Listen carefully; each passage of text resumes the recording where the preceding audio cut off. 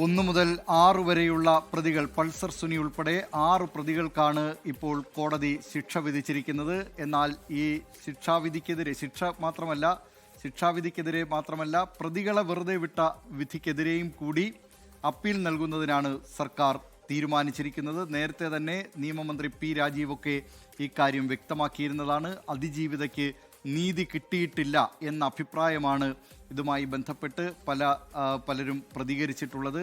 അതുകൊണ്ട് തന്നെ അപ്പീൽ നൽകണം എന്ന അഭിപ്രായം നേരത്തെ തന്നെ ശക്തമായിരുന്നു.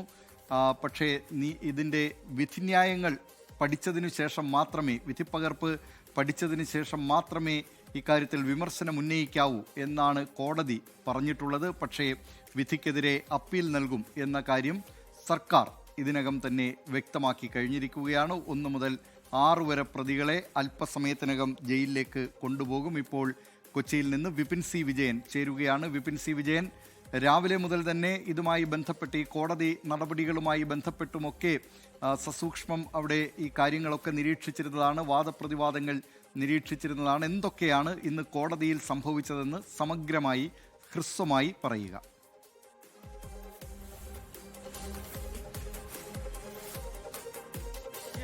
കുമാർ, ഇന്ന് രാവിലെ ഒരു 8 മണിയോട് കൂടിയാണ് വിയ്യൂർ ജയിലിൽ നിന്ന് കേരളം ഏറ്റവും ഉറ്റുനോക്കുന്ന, ഒരുപക്ഷെ കേരളത്തിന്റെ മനസാക്ഷിയെ തന്നെ നീറിച്ചിട്ടുള്ള ഈ നടി ആക്രമിക്കപ്പെട്ട കേസിലെ ശിക്ഷാവിധിയുടെ ദിവസത്തിൽ ഈ പ്രതികളെ ഇങ്ങോട്ടേക്ക് കൊണ്ടുവന്നത്. ഇപ്പോൾ ഈ എറണാകുളം ജില്ലാ കോടതിയിലേക്ക് ഏകദേശം ഒരു 10:45 കൂടി പ്രതികളുടെ വാഹനം എത്തി.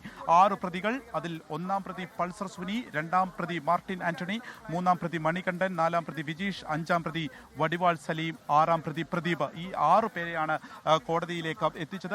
എത്തിയതിനു ശേഷം ഏകദേശം 11 മണിയോടുകൂടി തന്നെ ഈ വാദങ്ങൾ ആരംഭിച്ചു. ആദ്യം തന്നെ ഈ കോടതിയുടെ ഭാഗത്തു നിന്നൊരു മുന്നറിയിപ്പായിരുന്നു ഇന്ന് തുടക്കത്തിൽ തന്നെ ഉണ്ടായത്. കോടതി ജഡ്ജിനെ സംബന്ധിച്ചിട്ടുള്ള ഭൂതവും ഭാവിയും നിങ്ങൾ തിരഞ്ഞോളൂ, പക്ഷേ കോടതി നടപടികൾ കൃത്യമായി പറഞ്ഞില്ല എന്നുണ്ടെങ്കിൽ, അതിൽ എന്തെങ്കിലും രീതിയിലുള്ള ഒരു ഇടപെടൽ നടത്തിയെന്നുണ്ടെങ്കിൽ നടപടിയെടുക്കേണ്ടി വരും എന്നുള്ളത് പറഞ്ഞുകൊണ്ടായിരുന്നു ഇതിലേക്ക് കടന്നത്. പിന്നീട് വലിയ രീതിയിലുള്ള വാദങ്ങൾ തന്നെയാണ് കോടതി കണ്ടത്.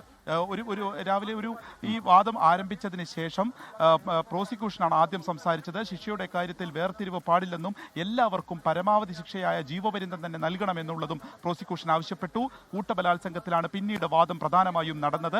യഥാർത്ഥത്തിൽ കുറ്റം ചെയ്തത് 1-ാം പ്രതി മാത്രമല്ലേ എന്ന് കോടതി ചോദിച്ചു. ഓരോ പ്രതികൾക്കും അവരുടെ പങ്കാളിത്തത്തിനനുസരിച്ചുള്ള ശിക്ഷയല്ലേ കൊടുക്കേണ്ടത് എന്നുള്ളത് കോടതി ചോദിച്ചു. 2 മുതൽ 6 വരെയുള്ള പ്രതികൾ സഹായിച്ചില്ലെങ്കിൽ ഇത് നടക്കില്ലായിരുന്നു, ഈ ബലാത്സംഗം നടക്കില്ലായിരുന്നു എന്നുള്ളത് പ്രോസിക്യൂഷൻ തിരിച്ചു പറഞ്ഞു. പിന്നീട് ശിക്ഷയിൽ ഇളവ് വേണമെന്ന് പ്രതികളുടെ വാദം ആരംഭിക്കുകയായിരുന്നു. അമ്മ മാത്രമേ ഉള്ളൂ എന്നായിരുന്നു ആദ്യം പൾസർ സുനി പറഞ്ഞത്. പിന്നീട് അതിക്രൂരമായ കുറ്റകൃത്യം നടന്നിട്ടില്ലെന്ന് പൾസർ സുനിയുടെ അഭിഭാഷകൻ പറയുന്നു. ഒരു തെറ്റും ചെയ്തിട്ടില്ലെന്ന് 2-ാം പ്രതി മാർട്ടിനും കുടുംബം ദുരവസ്ഥയിലാണെന്ന് 3-ാം പ്രതി മണികണ്ഠനും പറഞ്ഞു. ഒരു പെറ്റി കേസ് പോലും ഇല്ല എന്നുള്ളതും ഈ വടിവാൾ എന്നുള്ള പേര് അത് പോലീസ് നൽകിയതാണ് എന്നുള്ളതുമാണ് സലീം വാദിച്ചത്. ജോലി കഴിഞ്ഞ് വീട്ടിലേക്ക് പോവുകയായിരുന്നു എന്നുള്ളതാണ് കരഞ്ഞുകൊണ്ട് 6-ാം പ്രതിയായിട്ടുള്ള പ്രദീപ് പറഞ്ഞത്. തനിക്ക് ഇതേക്കുറിച്ച് ഒന്നും അറിയില്ലായിരുന്നു, വീട്ടിലേക്ക് പോകുന്ന വഴി പൾസർ സുനി പറഞ്ഞത് പ്രകാരം ഈ വാഹനത്തിൽ കയറുക മാത്രമാണ് ചെയ്തതെന്നുള്ളതും പ്രദീപ് പറഞ്ഞു. പിന്നീട് ഈ വിജീഷ്, ഇപ്പോൾ 4-ാം പ്രതിയായിട്ടുള്ള വിജീഷ് പറഞ്ഞത് തൻ്റെ നാട് തലശ്ശേരിയാണ്, അതുകൊണ്ട് തന്നെ കണ്ണൂർ ജയിലിലേക്ക് മാറ്റണം എന്നുള്ള ആവശ്യമാണ് വിജീഷ് പറഞ്ഞത്. ഇതെല്ലാം കേട്ടുകൊണ്ടാണ് പിന്നീട് കോടതി 3:30 വിധി പ്രസ്താവത്തിന്റെ സമയം മാറ്റിയത്. 3:30 പക്ഷേ ആരംഭിച്ചില്ല, 4:30 വിധി പ്രസ്താവം തുടങ്ങിയത്. ഈ വിധി പ്രസ്താവം തുടങ്ങിയപ്പോൾ തന്നെ അതിൽ ഇപ്പോൾ 1-ാം പ്രതിയായിട്ടുള്ള പൾസർ സുനിക്ക് 20 വർഷത്തെ തടവ് ശിക്ഷ, ഒപ്പം തന്നെ 6 പ്രതികൾക്കും 20 വർഷത്തെ തടവ് ശിക്ഷയാണ് വിധിച്ചിരിക്കുന്നത്.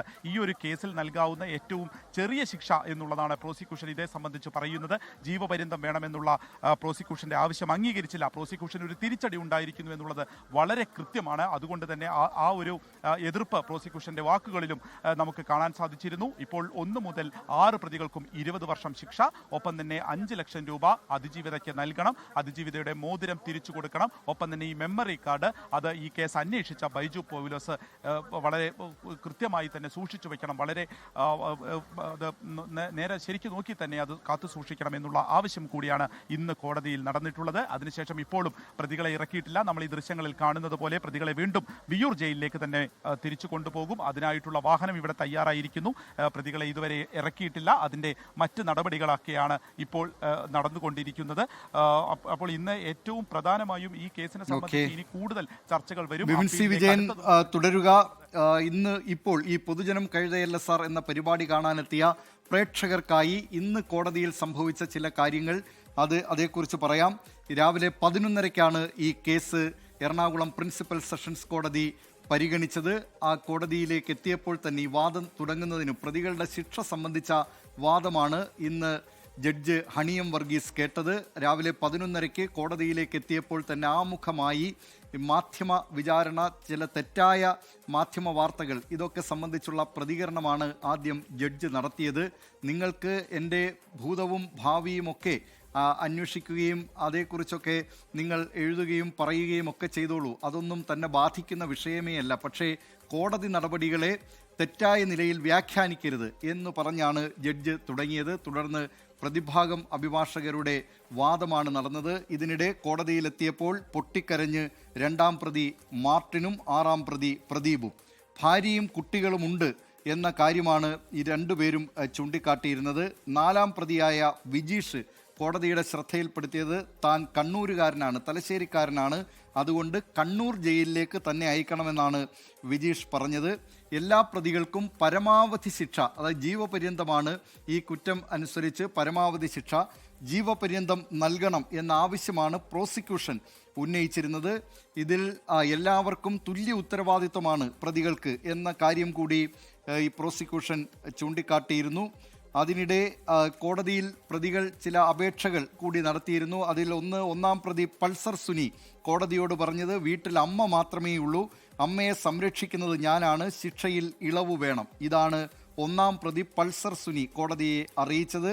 2ാം പ്രതി മാർട്ടിൻ പറഞ്ഞത് തെറ്റു ചെയ്തിട്ടില്ല, താൻ നിരപരാധിയാണ് എന്ന കാര്യം പറഞ്ഞു. 3ാം പ്രതി മണികണ്ഠൻ കോടതിയെ അറിയിച്ചത് ഗൂഢാലോചനയിൽ പങ്കില്ല, തെറ്റു ചെയ്തിട്ടില്ല, ഭാര്യയും 2 കുട്ടികളുമുണ്ട്, അതുകൊണ്ട് ശിക്ഷയിൽ ഇളവ് വേണം എന്ന കാര്യമാണ്. 4ാം പ്രതി വിജീഷ് പറഞ്ഞത് കുറഞ്ഞ ശിക്ഷയെ നൽകാവൂ, നാട് തലശ്ശേരിയാണ്, അതുകൊണ്ട് കണ്ണൂർ ജയിലിലാക്കണം.